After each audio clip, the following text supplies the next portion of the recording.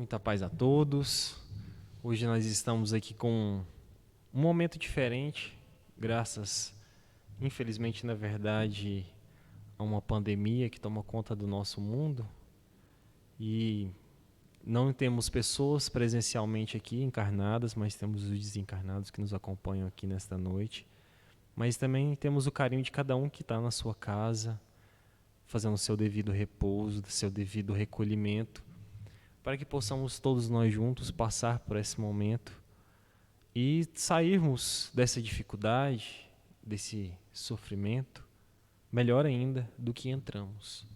Nada é sem significado, nenhum momento é sem significado, então é importante a gente estar fortalecido nesse momento, estar com Jesus em nossos corações, sabendo que Ele é o governador da terra e planeja tudo para que nós possamos sermos sempre pessoas melhores a cada dia.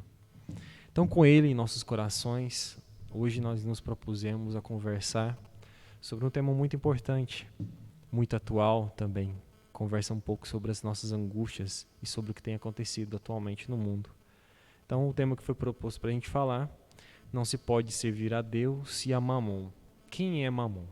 Então, ele está baseado no Evangelho segundo o Espiritismo, no capítulo 16, e também tem lá no capítulo 6, versículo 24 do Evangelho de Mateus. Então, essa fala é muito utilizada dentro das conversas quando a gente tem que se lembrar quem é o nosso Deus principal, o único Deus que nós temos no nosso coração. Quem é o principal fator de nós estarmos aqui hoje, encarnados, aprendendo, lutando para conseguirmos sermos pessoas melhores. Então, é justamente Deus. Mas existe um outro ponto que Jesus coloca no seu evangelho, relatado por Mateus, que é Mamon. Mas quem é esse Mamon que Jesus está falando? Então, para isso, a gente vai ler o versículo que ele está escrito, que diz: ninguém pode servir a dois senhores, pois odiará um e amará o outro, ou será leal a um e desprezará o outro. Não podeis servir a Deus e a Mamon. Então é muito claro aqui que a gente não pode viver uma vida dividida. Temos dois focos. A gente tem que ter um único foco. E esse foco, como descreve Jesus na sua fala, anotada por Mateus, é Deus. Deus deve ser o foco maior da nossa existência e da nossa motivação de aprender e conseguirmos e lutarmos por ser pessoas melhores. Mas quem é esse outro ponto que ele diz aqui para a gente não focar, que a gente não pode se dividir para ele? Quem é esse Mamon? O que ele deixa bem claro aqui no início é que existem vários senhores que a gente pode seguir, mas que a gente tem que escolher um só. E aí, antes da gente passar para quem é Mamon, a gente tem que se lembrar que antes os judeus, ainda prisioneiros lá no Egito, eles eram ainda politeístas. Os egípcios, sendo politeístas, eles impunham que todos ali deveriam ser politeístas. Quer dizer, deveriam se acreditar em vários deuses. O deus da agricultura, um deus da água e assim por diante. Eles já tinham e têm alguma parte da sociedade ainda, dos egípcios, acreditam na existência de vários deuses. E isso é muito comum vermos aí em outras religiões também. Os próprios budistas, os hinduístas, se cultivam o culto a vários deuses. E entre outras várias religiões que a gente pode ver no nosso cotidiano, às vezes temos o apego a várias divindades. Mas, mesmo que esse apego de várias divindades ainda seja muito comum, mas todos eles são baseados na existência de um único Criador, de um único Pai, que tem várias denominações, pode ser chamado Deus, pode ser chamado Alá. Então, todos eles são baseados na existência de um único só Criador.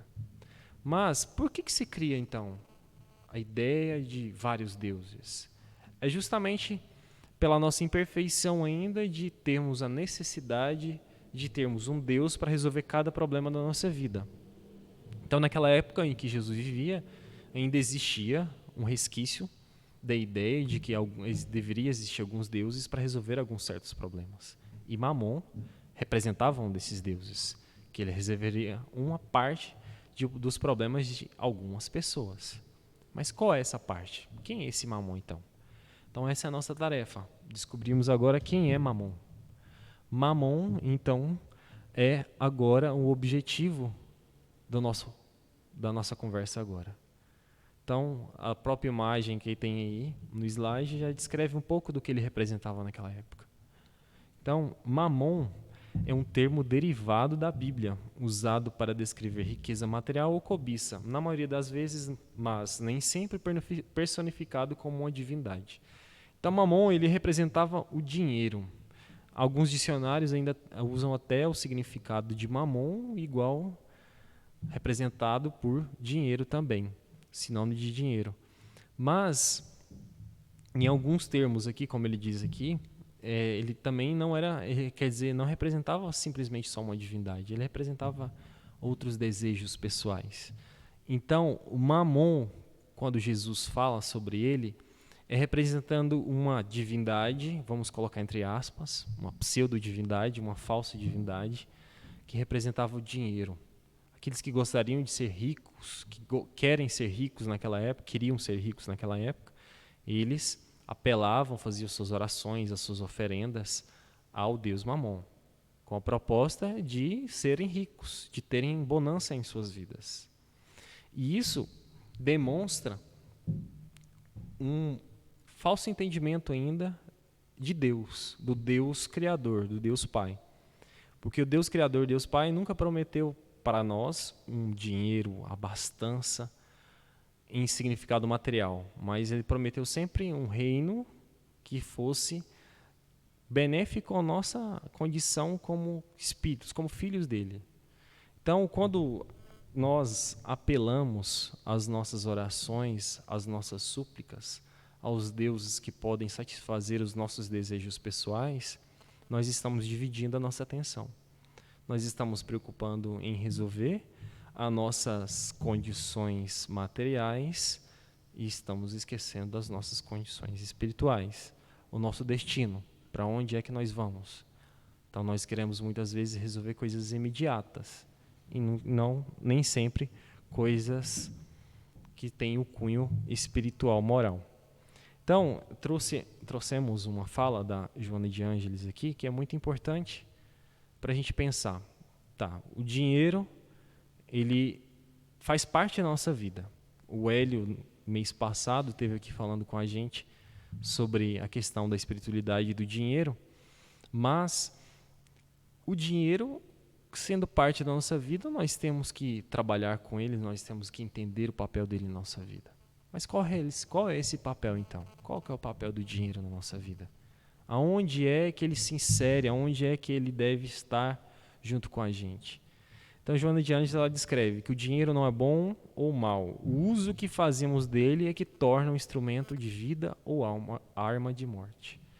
Então, o dinheiro ele é uma ferramenta que serve para o nosso crescimento íntimo, seja para suprir as nossas necessidades aqui nessa encarnação, seja para oferecer ajuda a alguém que não tem, que está por falta de posse do dinheiro, seja para nos trazer benefícios também de conhecimento, benefícios de trazer a saúde, trazer o lazer, que são necessários para a nossa condição de espírito.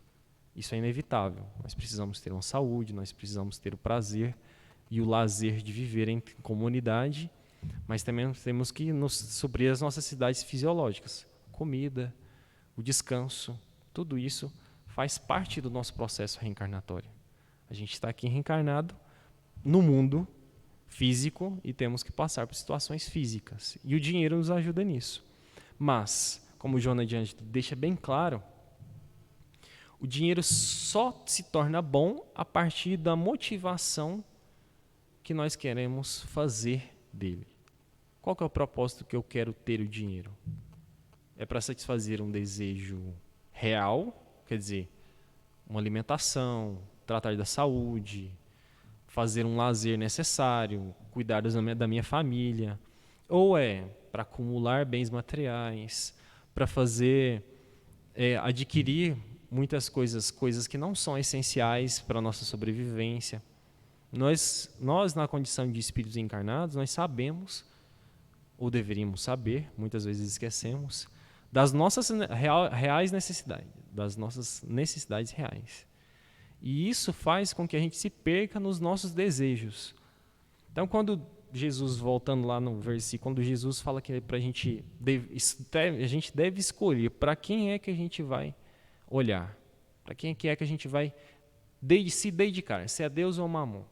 Então, quando nós temos a consciência dos nossos desejos, nós sabemos qual que é a fonte que nós devemos recorrer. É Deus, nosso Pai amado, que nos ama incessantemente. E Ele nos dá as oportunidades necessárias para a gente sermos pessoas melhores. Mas quando a gente desconhece muitas vezes quais são as nossas necessidades, ou nós fazemos os pedidos de forma errada, ou nós buscamos pedir para entidades, divindades, entre aspas, que podem satisfazer os nossos desejos. Então, existem as condições de nós, como espíritos encarnados, de entendermos quais são as nossas necessidades e para quem é que a gente deve olhar. A gente quer olhar para o olhar humano ou para o olhar do divino, do essencial, do amor. Então, a gente trouxe umas questões do Livro dos Espíritos que tratam um pouco sobre a nossa relação com o dinheiro. Qual que é o propósito realmente da riqueza, do dinheiro, da posse do dinheiro? Então, na questão 815 do Livro dos Espíritos, Kardec pergunta: qual dessas provas é a mais perigosa para o homem? A da desgraça ou a da riqueza? Então, o que é mais difícil para o homem? Viver na riqueza ou viver na pobreza, na miséria? Então, os espíritos são muito claros nas suas colocações, tanto uma como outra. A miséria provoca lamentação contra a providência. Então, a gente está na miséria, a gente se acha, se entende injustiçado por Deus, porque estamos ali sofrendo, passando necessidades, não podemos fazer muitas coisas que gostaríamos de fazer. Então, nós estamos privados de várias coisas que gostaríamos de fazer. Mas sempre direcionamos as nossas contradições, as nossas revoltas a Deus, esquecendo que somos espíritos reencarnados, que passamos por outras experiências e que temos um porquê de nós estarmos passando por aquelas situações naquele momento. Então, a nossa revolta e as nossas lamentações ainda são um pouco equivocadas. E ele conclui no final: a riqueza leva a todos os excessos. Então ele deixa aqui uma visão sobre a riqueza. A riqueza ela é uma coisa muito benéfica, porque nos dá a oportunidade de ter acesso a várias coisas, mas ela também pode nos desviar do caminho muito fácil. Porque se você tem uma facilidade de fazer várias coisas, de adquirir várias coisas, a sua tendência a se desviar do caminho correto é muito maior. Então, o rico, ele tem uma tentação maior ainda, que é sobreviver às tentações do mundo físico, do mundo material. Porque a posse do material é muito agradável, traz muito satisfação para o corpo, satisfação para dos nossos prazeres da alma, do corpo. Então, quando nos apegamos a essas necessidades do corpo, simplesmente só elas, nós podemos com o dinheiro satisfazer isso muito fácil. Mas e as necessidades do espírito? Nos lembramos dela? Ou, por termos o dinheiro, ficamos só focados nesses excessos? Seja comer em excesso, seja possuir bens em excesso, enquanto outras pessoas não têm. Então, o rico, além disso, ele tem uma tarefa: cuidar da administração desse dinheiro. Fazer com que ele seja utilizado da maneira correta e benéfica para ele e para as outras pessoas. E ele continua na 816. Se o rico sofre mais tentações, não dispõe também de mais meios para fazer o bem? Então, se o rico sofre muito as tentações do mundo material, ele também, quer dizer, ele também não tem a possibilidade de ajudar outras pessoas? É justamente o que nem sempre faz, respondem os espíritos. Torna-se egoísta, orgulhoso e insaciável. Suas necessidades aumentam com a fortuna e julga não ter o bastante para si mesmo. Então, quanto o rico tem a sua posse daquele dinheiro, daqueles bens materiais, nem sempre ele se lembra da sua tarefa com a sociedade, de que é levar o consolo e o conforto para aqueles que não têm acesso ao que ele tem. Mas, por ele não olhar externamente, quer dizer, não olhar à sua volta, olhar só egoisticamente, somente para ele, ele vai buscar satisfazer os seus desejos, se desviando do caminho correto, que é a sua tarefa, que é a sua prova aqui encarnado. Quando o espírito reencarna com a prova de vir com a bonança financeira, ele tem a tarefa de cuidar daquele dinheiro, né, lembrando da tarefa da parábola dos talentos, cuidar dos talentos que ele recebeu, multiplicar esses talentos, fazer com que essa multiplicação desses talentos cheguem a outras pessoas, cheguem ao patrão maior, que é Deus, que nos coloca aqui com o propósito de crescer e ajudar as pessoas. E ele fala assim, se torna insaciável. Então, muitas vezes nós temos muito, queremos mais ainda. Vamos usar um exemplo claro. Temos um celular, semana que vem lança outro celular mais avançado e queremos trocar. Mas qual que é a real necessidade de termos um celular cada vez mais avançado? Quais são as minhas necessidades? Por que eu preciso daquele celular?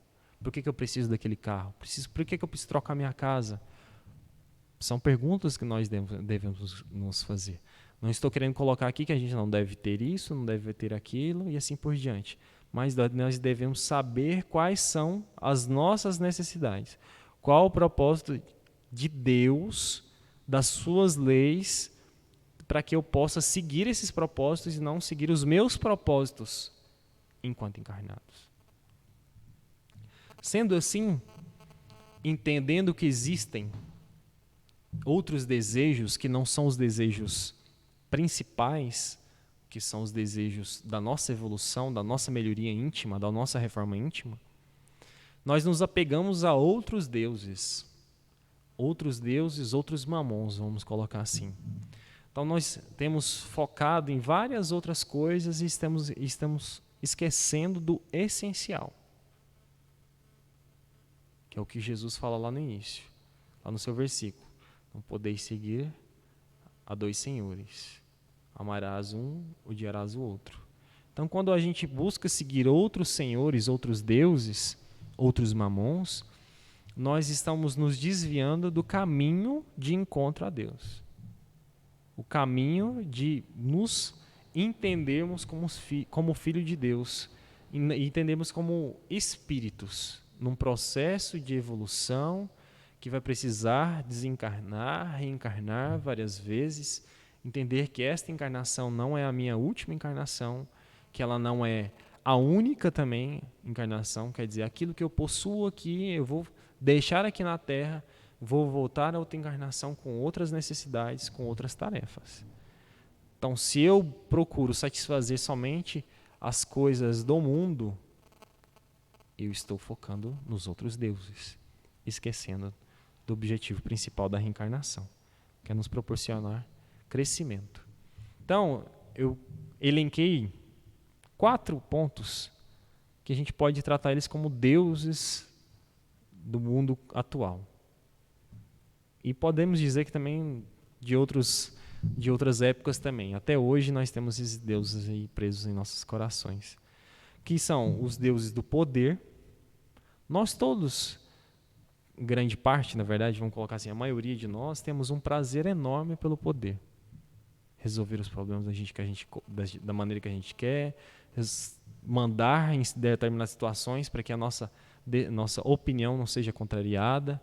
Então, o poder é uma coisa que nos agrada muito, porque é uma coisa que não traz tanto problema. Você resolve do jeito que você quer, determina que as coisas sejam do jeito que você necessita, e assim vai ser. Não vai ter uma contestação. Então, todos nós temos uma atração muito grande pelo poder, seja em qualquer ramo da sociedade, político, social, na família, seja em qualquer ambiente. A política também. As posições políticas, digamos assim, as facilidades do meio político também são muito atrativas, porque trazem para a gente pontos de mostrar quem nós somos, de mostrar nossas opiniões, sem se preocupar muitas vezes com as opiniões dos outros. Então, o meio político também é uma coisa que nós temos uma aversão, vamos falar dessa maneira hoje, por entender que os políticos muitas vezes não atendem às nossas demandas, mas também queremos ser muito políticos nos meios. Queremos demonstrar as nossas ideologias acima das outras. Esquecemos que existem pessoas envolvidas no processo. Pessoas que muitas vezes sofrem com as decisões. E elas que são as maiores vítimas das nossas vontades no meio político. Temos a religião. A religião muitas vezes é utilizada como meio também de dominação. Se cria ideias de que tal religião presta e a outra não presta. Ideias de que deve-se fazer isso ou fazer aquilo e não pode-se fazer as outras coisas. Mas a gente tem que se pautar principalmente. Qual que é o papel da religião? É justamente nos separar? É justamente mostrar que determinado grupo é melhor que outro? Ou é de nos religar à fonte principal? Deus. Esse é o papel maior da religião. Esse é o papel maior de nós termos um propósito religioso na nossa vida, seja qual ele for a denominação. Nos tornarmos melhores em nos encontrando com Deus. Da sua maneira.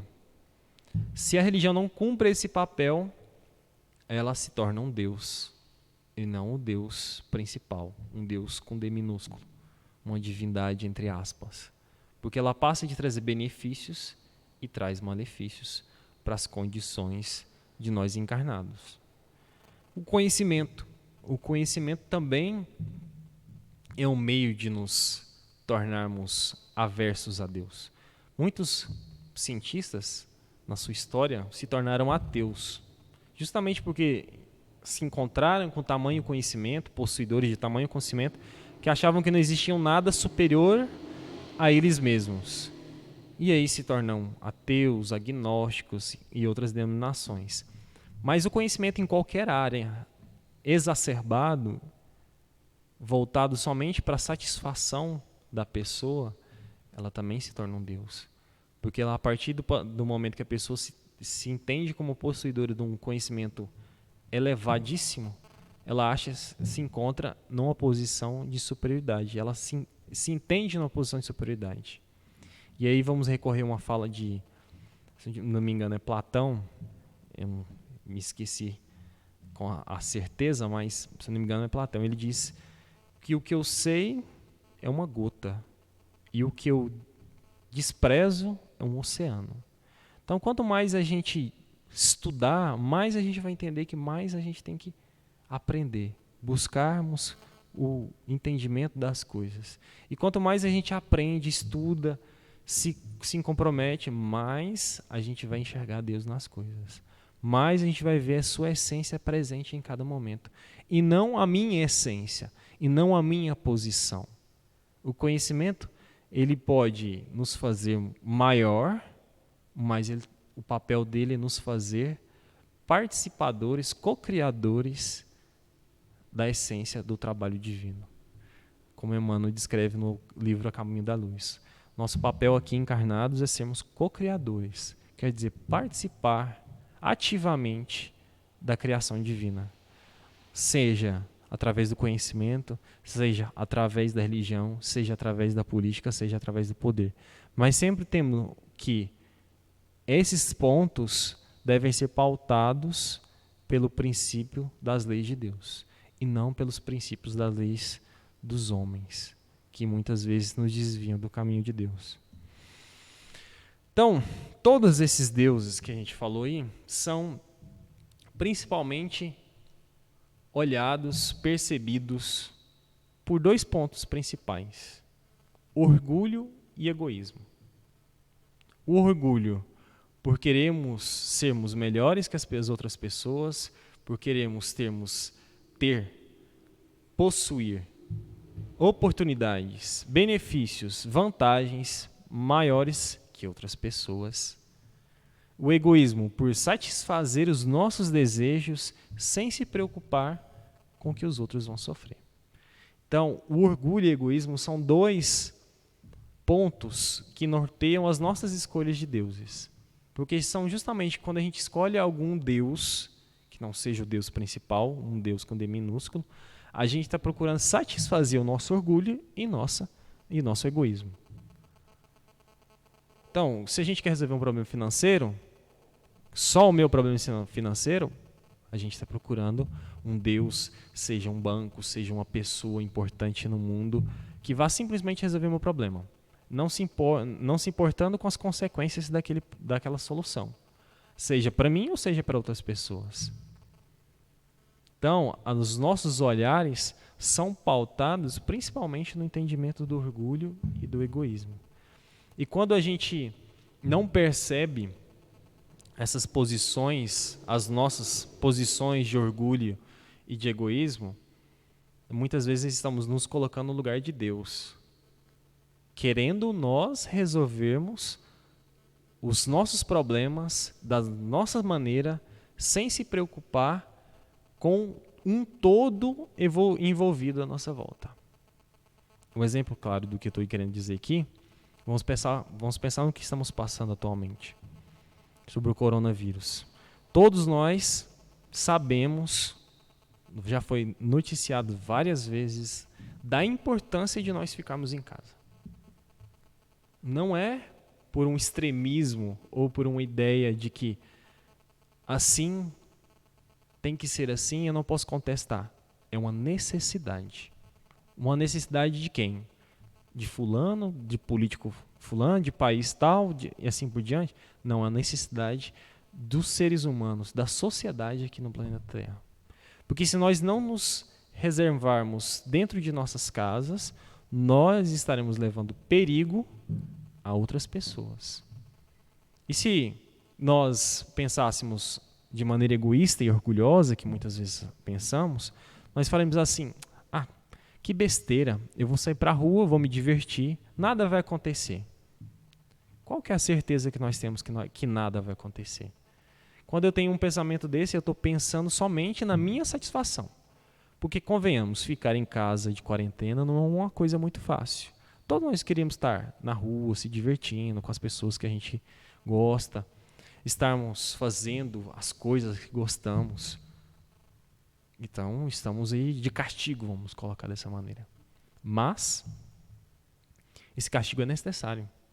Esse momento é necessário para cuidarmos das pessoas, seja eu, seja a minha família, seja o meu bairro, a minha sociedade como um todo. Nós temos que cuidar dessas pessoas. Nós temos que olhar para essas pessoas e não entender que os sofrimentos que a gente está passando, a gente deve resolver e pronto, acabou e não se importa com os outros. Não, nós devemos nos importar. Porque se hoje temos aí pessoas ao nosso lado, amanhã não poderemos ter. Basta a gente pensar somente nas nossas satisfações, seja individual, seja coletiva, no âmbito familiar ou de uma cidade. Então nós temos essa importância nesse momento de repensar nas nossas posições. Falando um pouco, ainda sou jovem ainda, de certa maneira, e nós jovens estamos fora dos grupos de risco. Nós não estamos inseridos naqueles grupos que têm maior taxa de mortalidade com o vírus do Covid-19. Mas não é porque eu e a maior parte dos jovens estamos fora do grupo de risco que nós devemos que nós não podemos não se importar com as consequências das nossas atitudes. Nós devemos nos importar sim. Porque se nós pensarmos que eu não estou no grupo de risco, eu vou ter uma vida normal, então eu vou para a rua. Vou fazer festa, vou me reunir com os amigos, vou ver minha namorada e assim por diante. Se nós tivermos esses pensamentos ainda egoístas e orgulhosos, ao voltarmos para casa, ao voltarmos para os outros ambientes, ao ir para outros ambientes, nós poderemos estar levando o vírus para outras pessoas que não têm a mesma idade que a gente, que estão em grupos de risco. E até nós jovens pensarmos que nós não somos invencíveis. Existe uma taxa pequena de mortalidade entre os jovens, mas mesmo tendo essa taxa pequena, existe uma taxa que pode matar alguém. E tenho certeza que nenhum de nós gostaríamos de ser esses jovens, essas pessoas a morrerem ou a perder alguém. Então, nesse momento, é o momento de nós repensarmos os nossos deuses, as nossas vontades e pensarmos nas vontades coletivas. Ah, mas e o dinheiro? Voltando lá no dinheiro. A gente vai passar por dificuldade financeira. Iremos. Todos nós iremos passar por dificuldade financeira. Desde o rico que vai perder dinheiro até aquele mais pobre que vai passar por necessidades básicas. Mas aí, voltando lá, aquele que tem mais, ajudar aquele que tem menos. É um papel que nós temos a cumprir. Então, se você tem alguma coisa em casa que está sobrando, mas tem alguém que não pode, que não tem o mesmo acesso, ajude de certa maneira. O governo também tem esse papel e nós temos que lutar para que o governo atenda, seja o governo municipal, seja o estadual, seja o federal. Ele tem que cuidar dessas pessoas que também não têm acesso, que não terão acesso às suas necessidades básicas, à satisfação das suas necessidades básicas. Então, pensando no progresso do nosso planeta, o Allan Kardec pergunta na pergunta 785 qual o maior obstáculo ao progresso. E ele diz, o orgulho e o egoísmo. Então, são duas traves que a gente tem enorme na nossa frente todos os dias, mas muitas vezes não reflexionamos da presença dela em nossas atitudes. Então, o autoconhecimento ajuda a gente a perceber a existência do orgulho e do egoísmo na nossa vida. O autoconhecimento não pode resolver os problemas. Resolver esses problemas dos nossos atos orgulhosos e egoístas é no dia a dia, na prática diária, tentando sempre reflexionar. Eu preciso realmente disso? Será que eu posso fazer assim? Será que eu posso ajudar alguém assim? A gente tem que buscar melhorar isso. Ele continua assim, os espíritos continuam. Refiro-me ao progresso moral, pois o intelectual avança sempre. Então, o progresso intelectual ele vai avançar sem se preocupar com outros fatores. O conhecimento avança, as tecnologias que nós temos hoje aí avançaram no nível estrondoso, mas o avanço moral ainda está lá atrás. A desigualdade no mundo é muito grande. Situações em que nós ainda não conseguimos superar de raiva, de tristeza, entre outras tantas, nós ainda não superamos. Justamente por causa do orgulho e do nosso egoísmo. O progresso intelectual, ele continua, sem se preocupar com o orgulho e o egoísmo. Muitas vezes impulsionado pelos dois. Às vezes a disputa entre dois países para construir, sei lá, um foguete, uma arma, leva à produção de ciência e de conhecimento que são necessários para outras coisas, necessárias para a saúde, para o desenvolvimento de energias. Mas ele não deveria ser pautado somente por esses dois, mas deveria ser pautado pelo progresso moral. Então, se nós hoje, passando pela crise que nós estamos passando, não tivéssemos a ciência tão avançada, a solução estaria muito mais longe do que está hoje. Hoje ela ainda está um pouco longe, mas já tem aparecido soluções práticas que a gente vai encontrar um dia, graças aos avanços da ciência. Mas pense, se nós tivéssemos o avanço da ciência e o avanço moral, quanto nós estaríamos melhor? Continuando, para já irmos finalizando, falando sobre essa questão do intelectual e do moral, nós temos que o espírito em si, ele evolui baseado no equilíbrio entre duas asas, a moral e a intelectual. Então nós temos que desenvolver as duas.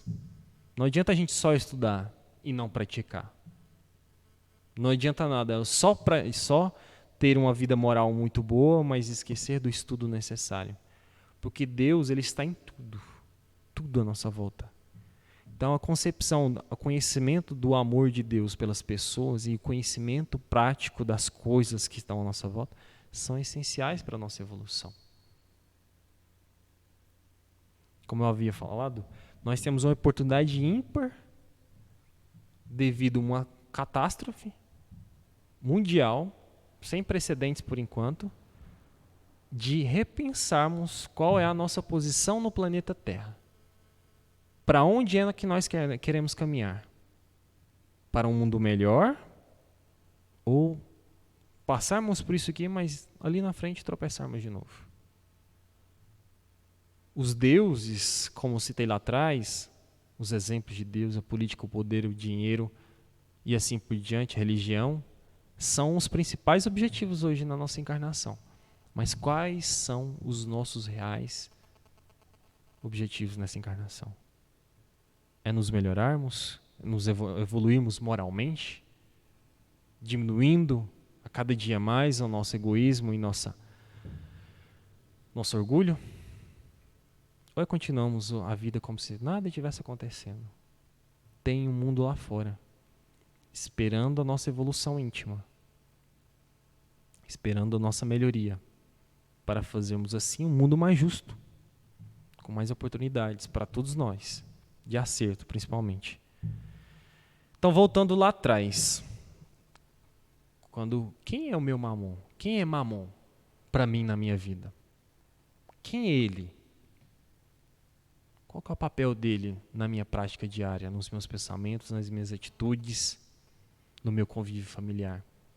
Será que é simplesmente a satisfação de um desejo físico, um desejo material, às vezes um desejo até pessoal de dominar as pessoas, de fazer pessoas se rebaixarem? Ou também podemos pensar, qual é o Deus que eu tenho adorado? Qual é o Deus? Como eu tenho entendido Deus na minha vida? Antes de a gente finalizar, eu quero lembrar de um episódio muito importante na Bíblia, quando Pilatos, naquela época, eles podiam escolher entre salvar um preso. Então, Pilatos chamou a população e perguntou para a população: vocês querem salvar Jesus ou Barrabás? E a população escolheu Barrabás. A pergunta hoje volta para a gente: qual é aquele que nós queremos salvar na nossa vida? O Deus em nossos corações ou o Deus do nosso cotidiano, do mundo físico, dos nossos prazeres? Nós queremos Jesus ou nós queremos o mito? É muito importante a gente se questionar isso. Nós queremos o Jesus perto da gente ou nós queremos coisas que são perecíveis à nossa realidade do espírito? O que eu quero levar daqui para frente? Para encerrar, a gente vamos ler um texto do Emmanuel, que está no livro Caminho, Verdade e Vida, que se chama Um Só Senhor. E ele fala lá numa parte do texto que diz o seguinte: como o reino do Cristo ainda não é da terra, não se pode satisfazer a Jesus e ao mundo a um só tempo. O vício e o dever não se aliam na marcha diária. Vício e dever. Então, nós temos duas coisas bem claras. Qual que é o nosso vício? Vários. Nós temos vários vícios. Cada um tem o seu vício. Mas qual que é o nosso dever aqui na Encarnados? É buscarmos a nossa melhoria, buscarmos a nossa felicidade, buscarmos o nosso reajustamento com as leis divinas. Então, que nós possamos ter isso bem definido nos nossos corações. O vício está atrelado a vários deuses que nós temos intimamente em nossos corações, em nossas práticas. E o dever está aliado a uma só: Deus. O mais próximo da gente, de Jesus, que esteve ao nosso lado. E a única pessoa, o único ser não, porque a gente não pode conceber Deus como um ser, mas o único sentimento vamos colocar assim, universal, que ele seguiu a vida inteira enquanto encarnado aqui na Terra, foi Deus.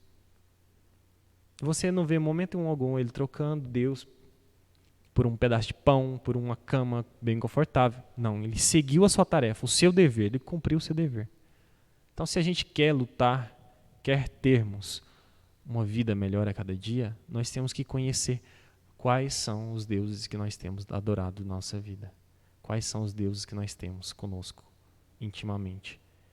E qual é o Deus que eu quero seguir de verdade. Todos nós temos a possibilidade de entender o papel meu aqui na Terra, de buscar a felicidade. Então, ficamos aqui com essa conversa. Espero que vocês tenham aproveitado. Não foi uma tarefa fácil, ainda mais que estou gravando aqui para vocês. Não tem muitas pessoas aqui. Na verdade, tem uma pessoa aqui me acompanhando, me ajudando. Não é uma tarefa simples, não. Ainda mais que é acostumado a ter pessoas ao seu lado, no convívio, conversando, pessoas para você se apoiar. Mas, infelizmente, a gente precisa se retirar um pouco dentro das nossas casas, dos nossos ambientes familiares, para cuidarmos do nosso planeta. E vamos aproveitar esse momento para crescermos como pessoa, como família, como sociedade, para que ao sairmos desse momento, dessa luta, ao vencermos essa luta, que nós iremos vencer, que nós possamos tirar as lições necessárias para o nosso crescimento. Nós estamos passando por isso, não é sem propósito. Propósito é com o propósito da nossa melhoria e da nossa compreensão de Deus em nossas vidas. Então, nós vamos fazer a nossa prece e vamos lembrar na nossa prece, em nossos corações, de todas as pessoas no mundo que estão passando por dificuldades, por todas as pessoas que estão lutando dia após dia para vencer. Muitos de nós estamos em casa, mas existem pessoas lutando em hospitais, em centros de pesquisa, em reuniões governamentais, para que essa luta, essa dificuldade, essa catástrofe seja superada por todos nós. A vitória não é só de uma pessoa, a vitória será nossa. Então vamos lá. Mestre Jesus, querido amigo, nosso planeta, nosso orbe, passa por momentos de tormenta, mas sabemos que está conosco, liderando este barco, nos conduzindo para águas mais calmas, mas que até chegarmos a essa água mais calma, esse ambiente mais tranquilo, que possamos fazer as nossas tarefas diárias, de mantermos os pensamentos positivos, mantermos as nossas práticas dentro daquilo que é essencial para a saúde coletiva. Mantendo também os nossos pensamentos voltados para as pessoas que lutam dia após dia para sobreviver, pessoas que lutam para ajudar as pessoas que estão doentes, para os nossos governantes, seja no plano encarnado, seja no plano desencarnado, que também lutam para resolver essa situação de maneira justa para todos nós. Para os cientistas que incansavelmente têm buscado a resolução dessa epidemia, dessa pandemia. Pedimos também, Senhor, para que aquelas pessoas que estão em seus lares passando por dificuldades, seja de ordem financeira, seja de ordem material, espiritual, emocional, que o teu consolo, a tua esperança brote no coração delas, para que elas não se percam e não se deixem consumir pelo sofrimento do corpo, pelo sofrimento da alma. Sofrimentos esses que todos nós, juntos, cada um fazendo a sua parte, iremos passar. E ao passarmos, que possamos estar de coração agradecido pelos ensinamentos, pela proposta de pensarmos em nós um pouquinho, de pensarmos na nossa melhoria íntima. Estenda, Senhor, todas essas vibrações aos lares que nos escutam, que te escutam e que te recebem. Obrigado, Senhor. Que assim seja.